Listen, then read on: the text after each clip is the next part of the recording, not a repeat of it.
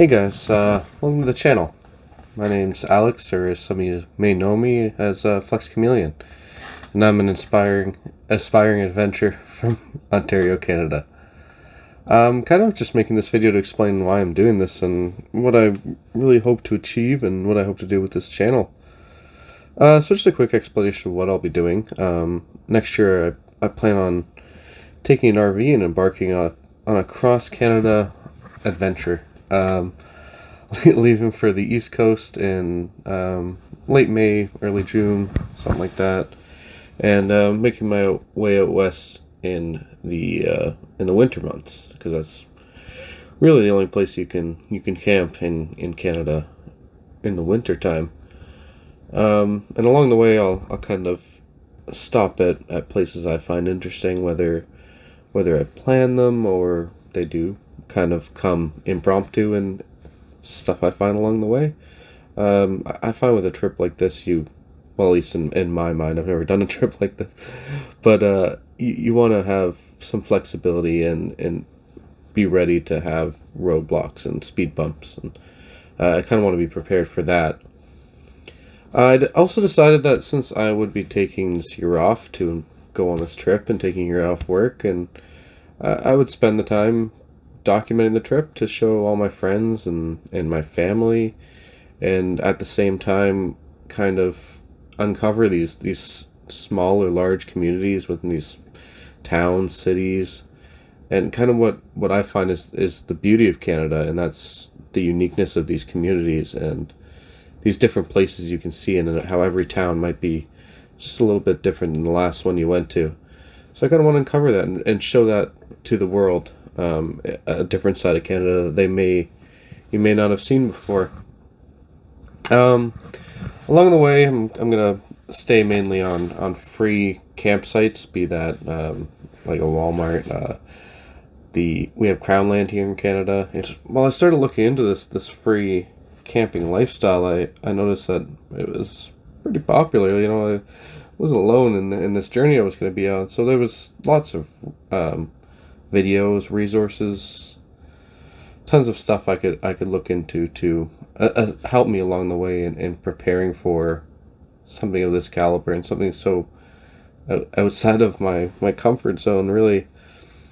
And I mean, the reason it's becoming so popular is the same reason that I'm doing it, really. When you look at the way that wages have started to stagnate, while at the same time housing prices have increased, transportation costs, food costs, anything that's necessary to live is just getting out of control, while our wages are staying the same, or if not going down from what they were decades before. So the average Canadian just is having trouble saving for this house, or whatever they envisioned growing up that would be their goal. And some are even just struggling just to live, to pay their rent, to buy their food, and that's just not really a system I want to be part of at the moment. I think I needed to step away for a little bit. Funny, I guess, was that one day I kind of woke up at work and I saw that all the people that had started in the same position that I'm currently working in, the same company that I'm currently working in, they started 10, 20 years earlier. They were living maybe 15 years. They were living a totally different standard of living and a totally different life than I could ever hope to achieve in that position. This was a job that, while looking at it, it looked like to be a career move, and there was lots of prospects of this company, and there were. I'm not going to get that wrong, but none of these prospects were going to be able to provide me that life that the people in the past had. So the Canadian dream of working an honest job, owning a house, maybe having a cottage, a little cabin up north or something, it was over, and I just needed a change. So I told all my friends. They were all very supportive. I think most young Canadians can understand where I'm coming from and the position I'm in. I think a lot of young Canadians are in the same position that I'm in. I told my parents about the trip, not really knowing what to expect. It sounds crazy. if you told me a couple years ago to do something like that, I would say it's, you know, not something I can do. It's crazy. It's just too out there. What about the future? So the next step was to kind of start looking for RVs.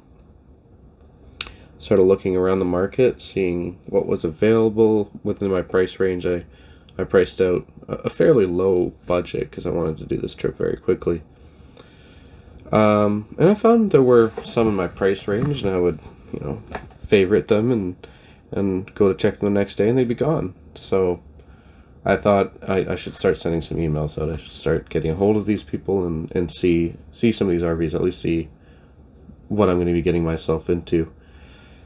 And often I would be emailing ads the day that they came out, maybe the day after, and just getting no response. I would sometimes attach, a story saying that I'm planning on doing a cross-country trip. It's like it took great care, kept in great condition, etc., etc. Still with no emails back, nothing back. So I knew if I found one, I had to act on it. If I found one that was good, I had to act on it. I had my finger on the pulse of the RV community in Ontario for about a month there. Just seeing what was available, what I could afford, what was good, what looked like I could be comfortable on a trip like this. So I kept a pretty steady eye on that, and one morning I woke up to a phone call from my dad. And he said, "It's a really good one. It's really close to where you live, and I think you need to email this guy and check it out." So I emailed him that morning. We got back and forth contact. I said, "Soonest time, I'll be there." And sure enough, 2 days later, I was at his place. Took the RV out for a little spin, looked around. There's a bit of water damage, which, everything online says don't buy anything with water damage, but I thought I would take the risk. That'll be another video for the future.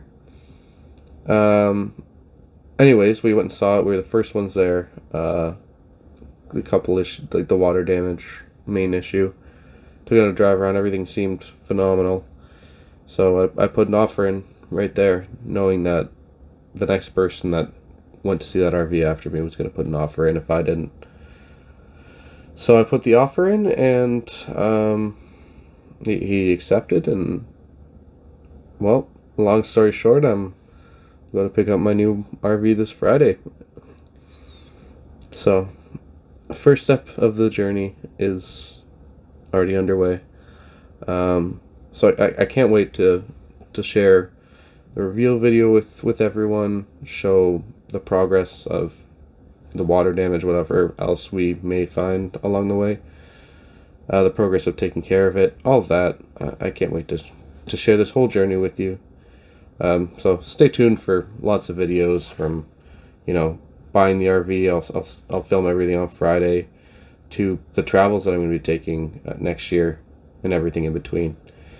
So yeah, can't wait to bring you all along with me on the journey, and I'll see you soon.